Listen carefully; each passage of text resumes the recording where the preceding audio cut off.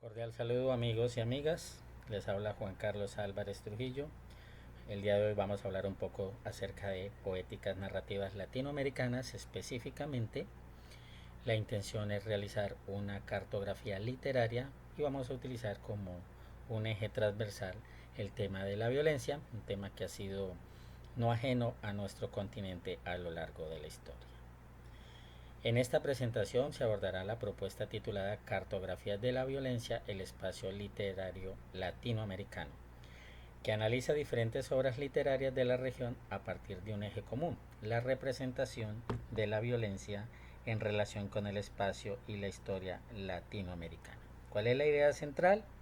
Que la literatura puede extenderse como una forma de mapear las experiencias sociales y políticas de un territorio, permitiendo comprender cómo la violencia atraviesa las vidas de los personajes y los espacios donde se desarrollan las historias.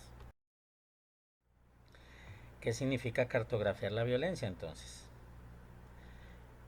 El concepto de cartografiar se utiliza como una herramienta crítica para analizar las relaciones entre territorio, memoria y conflicto social. Desde los estudios culturales, la cartografía permite comprender cómo los fenómenos sociales se inscriben en los espacios que habitamos.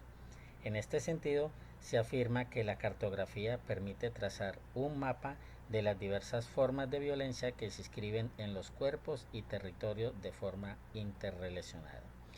Esto significa que la violencia no solo se manifiesta en hechos históricos o políticos, sino también en la manera en que las personas viven y narran territorios. El espacio en la literatura latinoamericana. La literatura latinoamericana ha trabajado constantemente con la idea de espacio como una categoría central para comprender la experiencia histórica de la región. Según diversos estudios literarios, el análisis del espacio permite entender fenómenos como el exilio, la frontera, el desplazamiento y la construcción de la nación. Esto significa que el territorio en la literatura no es solo un escenario donde ocurren hechos, sino elementos fundamentales que revelan relaciones de poder, desigualdad y conflicto. Las obras y la temática de la violencia. Las obras incluidas en esta cartografía comparten un elemento fundamental. Todas están atravesadas por diferentes formas de violencia que han marcado la historia latinoamericana. En muchos casos se trata de violencia política relacionada con dictaduras, conflictos armados o persecuciones. En otros casos aparece como violencia social vinculada a la desigualdad, la pobreza o la marginalidad. La literatura funciona entonces como un espacio de reflexión crítica, donde los autores representan las consecuencias humanas de estos procesos históricos. Al narrar estas experiencias, los textos literarios contribuyen a construir una memoria colectiva sobre los conflictos de la región. Y tenemos aquí entonces dos ejemplos. El primero, el de los recuerdos del porvenir. El pueblo está dormido, pero el pueblo sabe, el pueblo siente el peso de las botas sobre su sueño. Y 100 años de soledad, donde García Márquez, de una manera literaria, retrata el suceso ocurrido como la masacre de las bandas. La literatura como una memoria y denuncia. Además de representar la violencia, la literatura también cumple una función crítica, denunciar las estructuras sociales que producen esta violencia. Muchos textos latinoamericanos muestran que la violencia no es un fenómeno aislado, sino el resultado de procesos históricos, políticos y culturales. De esta manera, la literatura se convierte en un espacio donde la sociedad pueda recordar, reflexionar y cuestionar su propio pasado.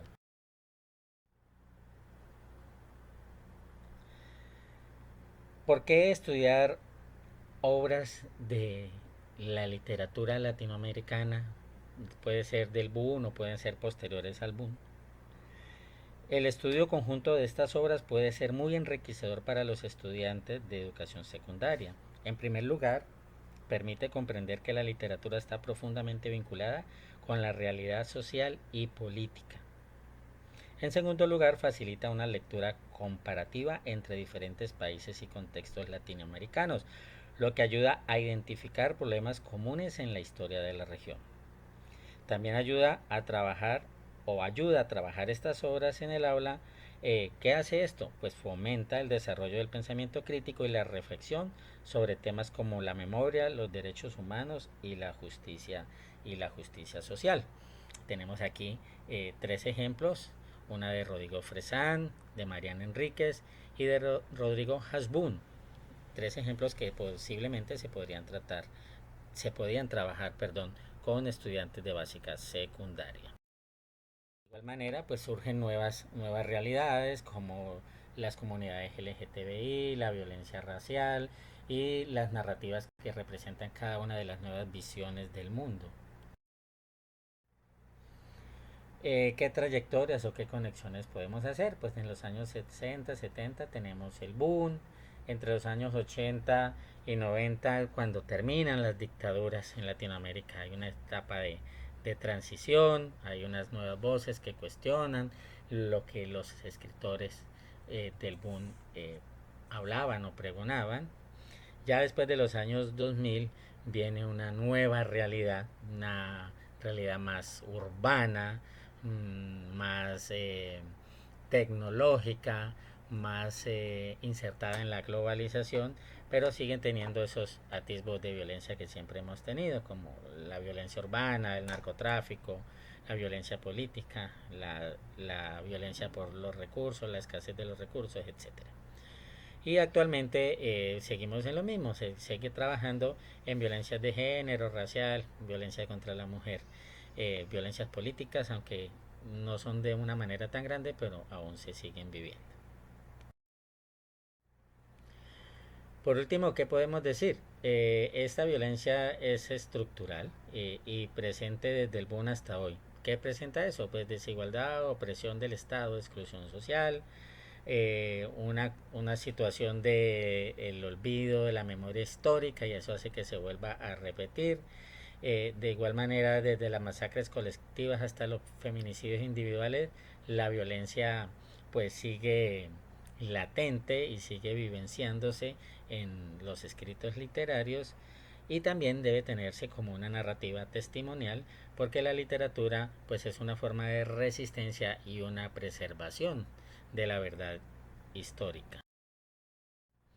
Aquí tenemos unas fuentes bibliográficas que se consultaron para la realización del trabajo y por último no nos queda más que agradecerles por su compañía y esperamos poder escucharnos en una próxima oportunidad por este mismo medio. Muchísimas gracias y hasta una próxima oportunidad.